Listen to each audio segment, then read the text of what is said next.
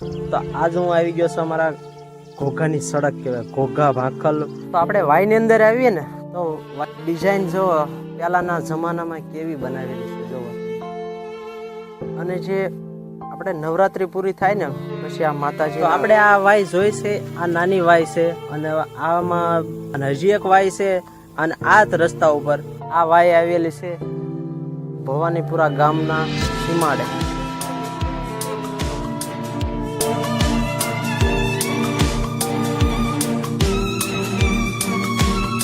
તો રામ રામ ડાયરાના નવા વ્લોગ વિડીયોમાં તમારું સ્વાગત છે. તો આજ હું આવી ગયો છું અમારા ઘોઘાની સડક કહેવાય, ઘોઘા ભાખલ. પહેલાં જૂના ગાડા કેળો હતો ને તો એ રસ્તા ઉપર, અને એનું જે રસ્તા ઉપર છે ને એ વાય બનાવેલું છે. તો હું તમને આજે એને એક્સપ્લોર કરીશ વિડીયોમાં. તો કન્ટિન્યુ વ્લોગ તમે છેલ્લે સુધી જોતા રહેજો.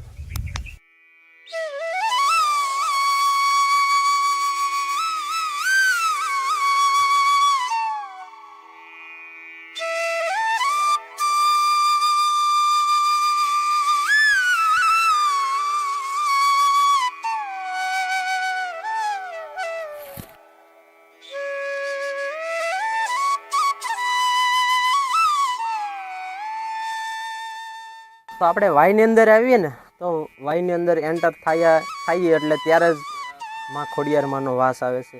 એક નાનું અમથું મંદિર ટાઈપ બનાવેલું છે અને એમાં માં ખોડિયારનું ત્રિશુલ છે અને ધજા છે.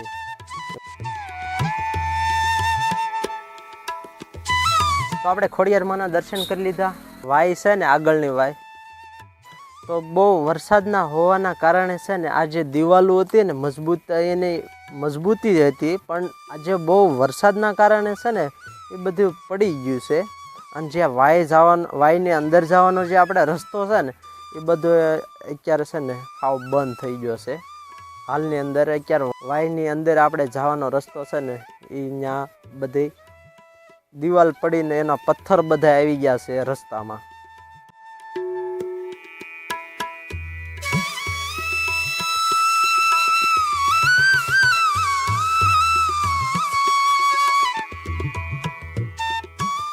તો આ વાયનો બીમ છે અને આ વાયની ડિઝાઇન જો પહેલાના જમાનામાં કેવી બનાવેલી છે જોવો તમે.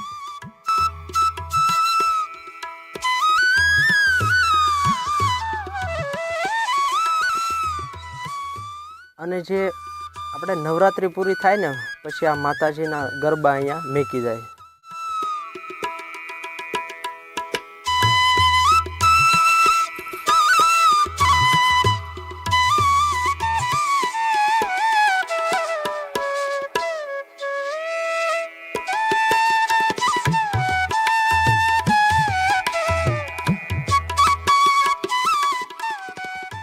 તો આપણે આ વાય જોઈ છે, આ નાની વાય છે અને આમાં દિવાલો બધી હતી એ પડી ગયેલી છે. અને હજી એક વાય છે અને આ જ રસ્તા ઉપર હું તમને એ વાય તમને દેખાડું. તો કન્ટિન્યુ બન્યા રહ્યો.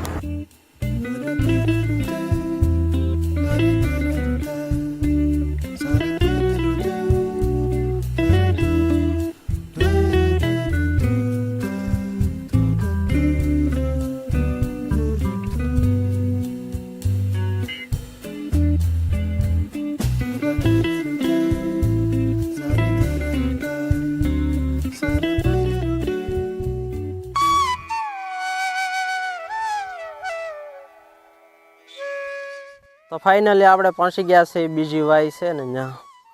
આ વાય આવેલી છે ભવાનીપુરા ગામના સીમાડે.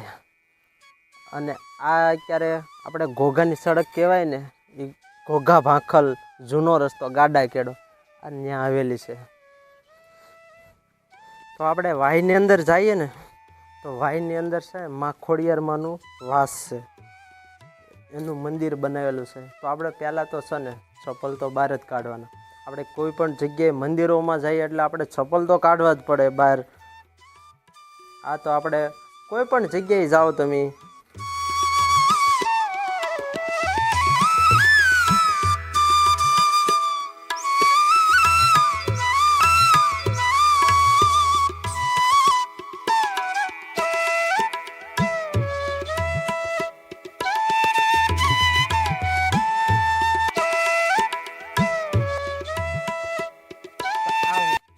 રાજા છે ને પહેલાંના જમાનામાં અહીંથી પડાવ લઈને નીકળતા ત્યારે ઈવડા લોકો એ વાય બનાવી અને વાયનું નિર્માણ કર્યું. અને એ સમયમાં પાણીના પરબ અને વાય બંધાવવાનું અને એવું બધું છે ને રાજા લોકો, જેથી કરીને ઈવડા લોકોને તકલીફ ના પડે ને એટલા માટે આ વાયુનું નિર્માણ કર્યું.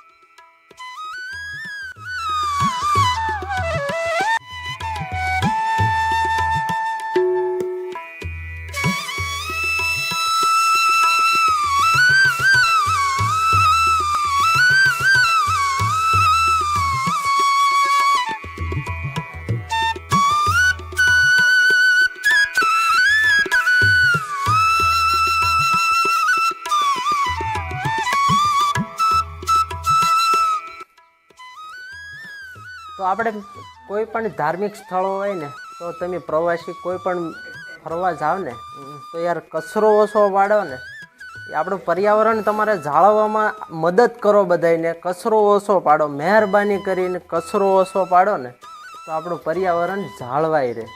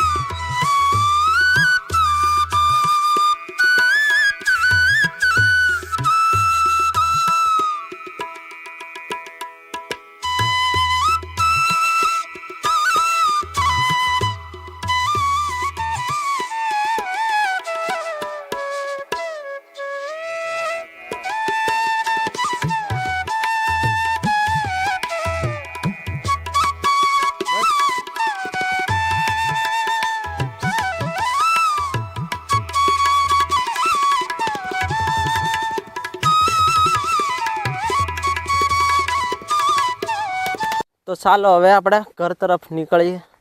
તો તમને આ વિડીયો કેવો લાગ્યો એક કોમેન્ટમાં તમે જણાવજો. અને આવા ઐતિહાસિક વ્લોગ તમને જોવાની મજા આવી હોય તો યાર લાઈક કરો, શેર કરો અને સબસ્ક્રાઈબ કરવાનું ભૂલશો નહીં. અને મળીએ પાછા નવા વ્લોગમાં. ક્યાં સુધી બધાને જય માતાજી, બાય બાય.